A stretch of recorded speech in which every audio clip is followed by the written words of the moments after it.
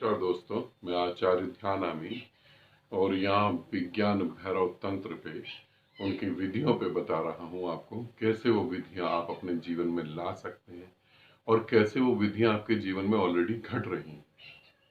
तो यहाँ पहली मैंने सांस पे एक विधि बताई है जो शिव पार्वती को बताते हैं कि सांस के बीच में जो बिंदु है, श्वास के बीच में जो गैप है, उसमें कैसे तुम रुक सकते हो। तो ये तंत्र की पहली विधि जो है मेरे इससे पहले वीडियो में है, उसे आप जरूर देखें। उसमें आपको सारी बातें समझ आएंगी सांस से रिलेटेड। अब आगे जो तीन विधियां हैं वो तीनों विधियां जो हैं इसी सांस से संबंधित अलग अलग टाइप से बताई गई हैं। है एक ही विधि, उसको जो है चार हिस्सों में तोड़ दिया गया है।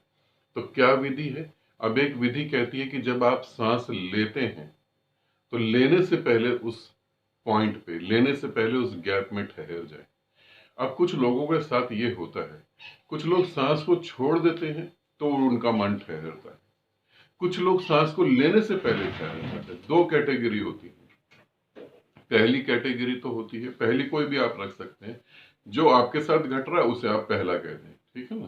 तो क्या होता है, सांस लेने लगते हैं तो लेने से पहले एक गैप होता है और छोड़ते वक्त भी एक गैप होता है, ठीक है। कैसे होता है, आप इसे कैसे पता लगा सकते हैं, ये मैं लास्ट में बताता हूं। फिर क्या होता है, तीसरी विधि जो होती है, तीसरी विधि जो है वो ये कहती है कि जब आपकी सांस चल रही होती है, अभी आई नहीं है और आप रुके हुए हैं, तो वहां पे ठहर जाए, और जा रही है तो वहां पे ठहर जाए। चौथी विधि कहती है कि ये सर्कल बना हुआ है, एक गोल दायरा बना हुआ है, तो सांस यूं जाती है तो एक जगह गैप आता है, फिर यूं जाती है फिर एक जगह गैप आता है। मेन जो कहा जा रहा है, शिव जो पार्वती को कहते हैं, वो कहते हैं गैप में कैसे आपको ठहरना है, गैप में कैसे आपको रुकना है। तो उसके वो चार पार्ट बताते हैं कि इस तरीके से रुक सकते हैं, इस तरीके से रुक सकते हैं, इस तरीके से रुक सकते हैं। तो एक ही विधि के वो चार पार्ट हैं, तो उस पर मैं नहीं बोल रहा हूं क्योंकि वो सेम ही है। अब आप कैसे कर सकते हैं, जैसे मैंने पहली वीडियो में बताया कि सांस को आप कैसे समझ सकते हैं। अब आप गैप को भी समझना चाहें तो कैसे समझ सकते हैं। देखिए, सांस को ले लें और सांस को रोक दें। रोकने के बाद एक गैप ऑलरेडी, अब ये आर्टिफिशियल गैप है, ये नेचुरल गैप नहीं, आर्टिफिशियल गैप है क्योंकि हम इसे बना रहे हैं। मगर उस आर्टिफिशियल गैप से उस नेचुरल गैप में आप जा सकते हैं। तो जैसे रोक दिया आपने सांस लेके भर लिया और रोक दिया, अब सांस छोड़े, तो कुछ सेकंड बाद जब आप सांस छोड़ेंगे तो नेचुरली दूसरा गैप अपने आप आपको पकड़ में आ जाएगा, ठीक है। या सांस छोड़ दें और फिर सांस को रोक लें, तो जैसे ही आप सांस लेंगे तो दूसरा गैप आपको पकड़ में आराम से आ जाएगा। तो ये विधि तो हो गई। अब हम पांचवें विधि को लेते हैं। पांचवी विधि जो है वो बहुत ही जबरदस्त है। पांचवी विधि में तीन चीजें घटित हो रही हैं। परमात्मा जिसमें आप लीन हो सकते हैं, देवताओं का जन्म पांचवी विधि में हो रहा है, जहां आप देवता की श्रेणी में, देवता के उसमें जा सकते हैं और आप देवता बन के भी आगे के जीवन को जी सकते हैं। तीसरा, राक्षस, जहां नेगेटिविटी पूरी तरह से पैदा हो रही है, तो आप वहां नेगेटिविटी मतलब राक्षस मतलब ब्लैक मैजिक, इस पांचवी विधि में ब्लैक मैजिक पैदा हो रहा है। ब्लैक मैजिक और तांत्रिक मैं वो लोगों को नहीं कह रहा हूं जो दूसरे के मन की बात जान लेते हैं, जो किसी को हिप्नोटाइज करके कुछ भी करवा लेते हैं, है ना, जो किसी के घर में नुकसान करवा दिए, किसी का काम धंधे बंद करवा दिए। ये मदारियों को मैं तांत्रिक नहीं कह रहा हूं, ये मदारी अलग है और तांत्रिक अलग है।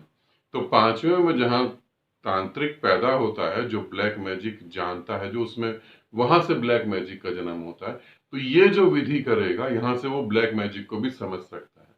और जिस ब्लैक मैजिक की बात मैं कह रहा हूं, पृथ्वी पर जितना भी ब्लैक मैजिक होता है, 98% वो लोग किसी ना किसी वस्तु के ऊपर निर्भर करते हैं।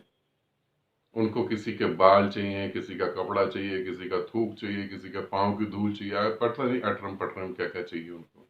मगर जहां मैं ये कह रहा हूं, ये एकदम ही अलग है, ये एकदम ही अलग है, ये बहुत हाई लेवल का मैजिक है। और यहाँ पर किसी भी वस्तु की कभी भी किसी को जरूरत नहीं पड़ती। ठीक है, तो यहाँ तीन चीजें पैदा हो रही हैं। ब्लैक मैजिक के बारे में ओपनली इसलिए नहीं बताया जा सकता कि उसका दुरुपयोग जो है बहुत ही खतरनाक तरीके से होगा और सीखने वाले की जान तक भी जा सकती है। तो हम ब्लैक मैजिक को यहाँ पर रोक देते हैं। वो तो जब होगा जब आप ग्रुप में ज्वाइन होंगे और जो तंत्र का ग्रुप बनाया जा रहा है जिसमें लोग जुड़ रहे हैं, उस ग्रुप में जब जुड़ेंगे आप, तब उस ग्रुप में जो चीजें सिखाई जाएंगी तो वहां पर वो चीजें बताई जाएंगी कि कैसे कोई ब्लैक मैजिक में इसलिए कह रहा हूं कि कैसे आप उससे बच सकें। आप ये धारणा लेकर नहीं आए कि मैं ब्लैक मैजिक करने का तरीका बता रहा हूं, कि मैं आपको ब्लैक मैजिक सिखा रहा हूं। ये नहीं मैं बता रहा, मैं बता रहा हूं कैसे हम उससे बच सकते हैं, कैसे हम उससे सेफ हो सकते हैं। यूं समझें, ऐसे समझें उदाहरण से कि आपके पास जो है एक डंडा है और आपका दुश्मन जो है वो माउजर या बंदूक या रिवॉल्वर या स्टेन गन लेकर आ रहा है। अब वो स्टेन गन लेके आ रहा है या माउजर लेके आ रहा है, बंदूक लेके आ रहा है, और आप डंडा लेके खड़े हैं, तो आप उस डंडे से उस बंदूक वाले आदमी को जीत जाएंगे, ऐसी आपकी गलतफहमी है। वो दूर से ही गोली चलाएगा और आप कुछ भी, आप सोच भी नहीं पाएंगे और गोली आपके सर के आर पार हो जाएगी। तो यहां जो है उसके पास अगर माउजर है तो हमारे पास भी माउजर ही होनी चाहिए, तभी हम अपने को सेव कर पाएंगे। तो यहां जो मैं ब्लैक मैजिक के बारे में कह रहा हूं वो मैं ये कह रहा हूं कैसे हम उससे बच सकें, कैसे हम उससे अपने परिवार को सेव कर सकें। राइट, उसके लिए समझाने की बात कर रहा हूं। फिलहाल हम पांचवी विधि को समझते हैं और उसमें क्या हम करेंगे, कैसे वो होगा। और वो विधि आपके जीवन में रोज घट रही है ऑलरेडी पहले से। तो हम विधि को समझेंगे। अब पांचवी विधि में शिव पार्वती को कहते हैं, क्योंकि ये पांचवी विधि भी इतनी जबरदस्त है और ये प्रेम में है, पार्वती प्रेम में है, शिव प्रेम में है, तो यहाँ पांचवी विधि का जिक्र करते हैं। तो वो कहते हैं कि विधि संस्कृत में, मैं आपको सीधे सीधे संस्कृत नहीं हिंदी में बता रहा हूँ।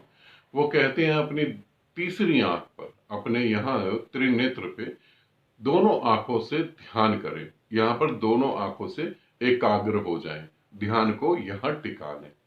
तो जब आप रिलेशन में होते हैं तो ब्रीदिंग बहुत फास्ट होती है। जब आप उपवास रखते हैं तो क्या होता है, पेट में डाइजेशन करने के लिए कुछ भी नहीं होता, तो ब्रेन की एनर्जी पेट में नहीं जा रही होती, तो वो ऑलरेडी ब्रेन में ही मूव कर रही होती है।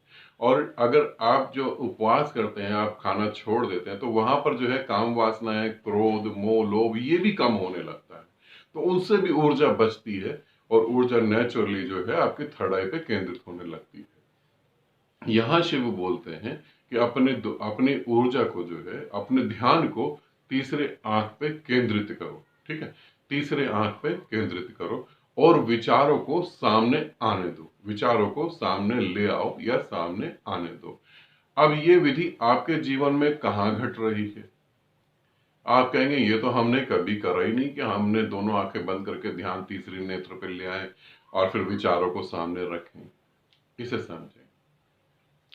जब कोई गहरी नींद में सो रहा होता है और जब वो सपने देखता है, तो सपने देखते वक्त दोनों उसके आई बॉल जो है, आंखों का जो लोकेशन है, वो यूं थर्ड आई की तरफ चला जाता है।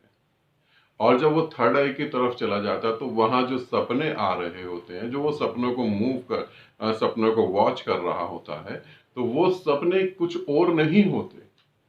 जो दिन में आप सोच रहे हैं, जो आप थिंकिंग कर रहे हैं, जो आपके अंदर चले जा रहा है, वही रात को चित्रों के रूप में, इमेज के रूप में दिखने लगता है, वही सपने होते हैं। ठीक है ना, तो सपने कुछ और नहीं होते, आपके विचार ही का एक रूप होता है। सपने कुछ और नहीं होते, आपके विचार का रूप होता है। और जब आप सपने देख रहे होते हैं तो आपका ध्यान तीसरे नेत्र पे ही केंद्रित होता है। ठीक है, तो अब विधि कहती है कि अपने ध्यान को जो है तीसरे नेत्र पे केंद्रित करें और सामने सपनों, विचारों को आने दें।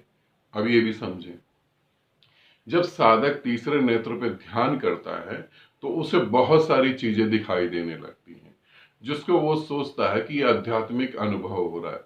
जैसे कि पेड़ का दिखाई देना, जैसे शिव का दिखाई देना, पार्वती का दिखाई देना, माँ काली का दिखाई देना, या कोई गांव दिखाई देना, या कोई ऐसा शहर दिखाई देना।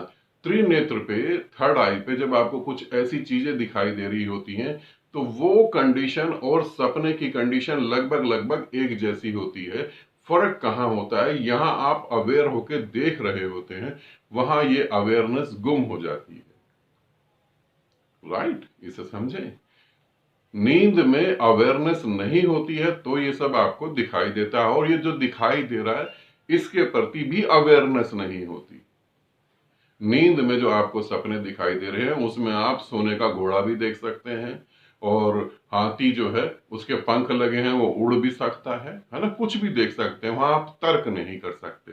मगर यहाँ जब ध्यान करते वक्त आप देखते हैं तो यहाँ आप चीजों को मूव कर सकते हैं, आप रोक भी सकते हैं, आप उन्हें मूवमेंट कर सकते हैं। नहीं, ये घोड़ा नहीं चाहिए, वो घोड़ा चाहिए। कुछ लोग इसको कहते हैं कि हम सपनों को डायरेक्शन देते हैं, डायरेक्शन दे सकते हैं। तो थर्ड आई पे जब ये चीजें साधक के साथ घटती हैं तो आप उसी कंडीशन में होते हैं। ठीक है, अब इसके आगे की हम बात करते हैं। विधि इसके आगे बात करती है। विधि कहती है फिर जो श्वास जो तुम ले रहे हो उसमें प्रकाश महसूस होता है, उसमें प्राण महसूस होते हैं। ठीक है, ये भी थर्ड आई वाले लोगों को महसूस होता है जिन्होंने थर्ड आई के प्रयोग करे हैं। फर्स्ट मैंने बता दिया कि आपको चित्र, इमेजें दिखाई देती हैं, आपको जीवित इमेज दिखाई देती है, पेड़ हिलते हुए दिखाई देते हैं। अब दूसरा स्टेप जो है ये भी थर्ड आई वाले साधकों को जरूर घटता है।